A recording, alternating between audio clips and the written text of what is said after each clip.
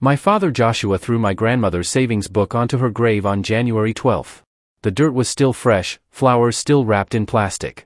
He said 6 words that would cost him everything he had: "It's useless. Let it stay buried."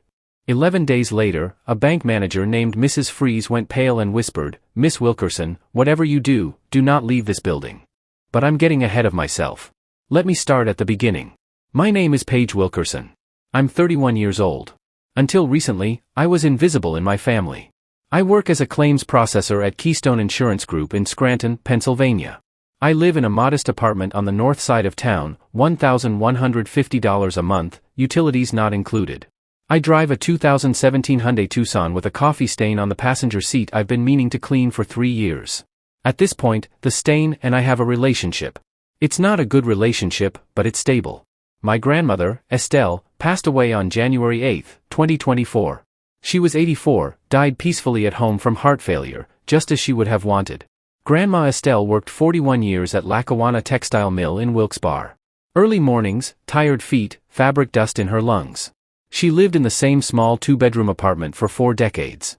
She clipped coupons like it was an Olympic sport, smelled like lavender hand cream, and always carried butterscotch candies in her purse. Everyone in my family thought she was poor, just a factory worker on Social Security. They were wrong. My father, Joshua, is 58 and a regional sales manager for Keystone Medical Supply.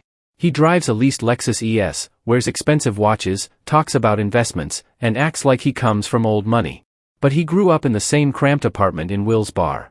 I've seen pictures of him in hand-me-down corduroys and a Kmart t-shirt eating government cheese. The man rewrites history to make himself look like he came from wealth. He was always embarrassed by his mother. When he remarried 15 years ago to Unity, visits to grandma dropped. Unity, 54, came from a family with means. Her father ran a Buick dealership in Allentown. She constantly suggested grandma should go to a facility because the apartment was too small. She once made my father skip Thanksgiving at grandma's because she couldn't bear the cramped space.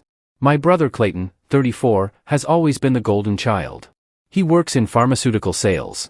Dad wrote him checks for his house down payment, gave him a used BMW, paid $35,000 for his wedding. Clayton visited grandma twice a year, Christmas and her birthday. I know because I was usually there. He stayed exactly 20 minutes. I timed it once, 19 minutes and 43 seconds. I visited grandma every Sunday for 7 years. Pastries from the Polish bakery, tea, old photographs, stories from the mill. 7 years of Sundays, and my father never mentioned it.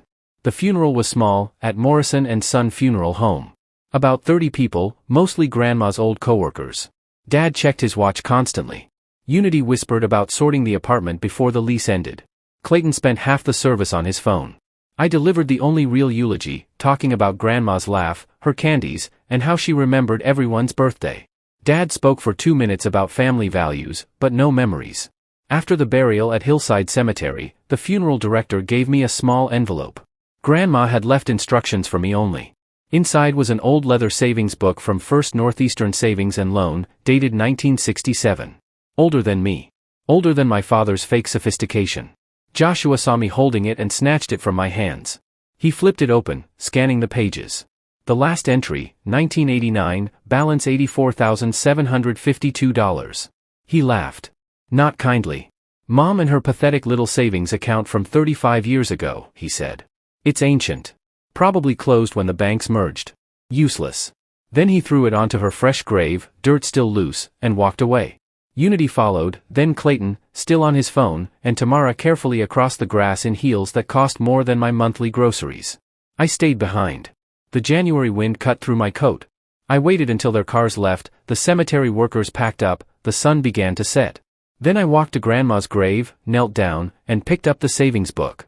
I brushed off the dirt. The leather was soft from decades of handling. I opened it. Grandma's careful handwriting in blue ink, small deposits recorded with precision.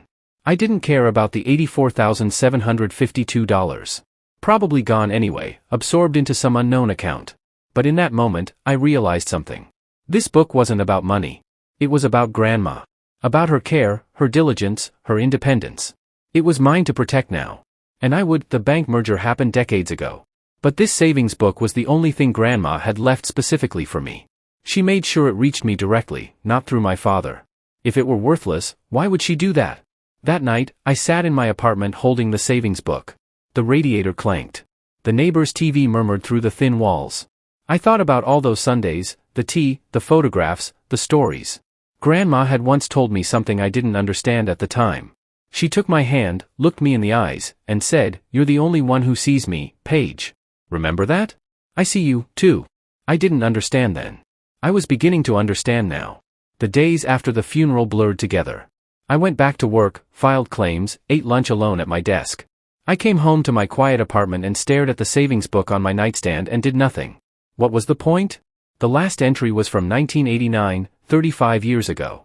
The account was probably closed when the banks merged. If I went to the bank, they would tell me there was nothing there. That confirmation would mean losing her all over again. So, I waited. 12 days of waiting, working, grieving, convincing myself I'd deal with it eventually. Meanwhile, my father handled things his way. Within a week of the funeral, Joshua announced he was handling Grandma's estate as next of kin. He didn't ask me. Didn't tell me directly. I heard it from Clayton on one of his condescending calls. Dad had already contacted a real estate agent about Grandma's apartment. Lease paid through February. He wanted it emptied by month's end. 40 years of her life. Gone in 3 weeks. Then Unity started posting on Facebook. I should have unfollowed her years ago, but I kept her for morbid curiosity. In the week after Grandma's funeral, Unity posted 17 times about vintage finds from the apartment she'd avoided when Grandma was alive. Photos of Grandma's china set, jewelry, a small writing desk. "This will look perfect in our guest room," she captioned one. 17 posts in 3 days. Suddenly she was an archaeologist. I called my father to ask for one thing, Grandma's music box. A wooden jewelry box that played Moon River when opened, her wedding gift from 1961, the one we'd listen to every Sunday. Joshua said he'd check with Unity.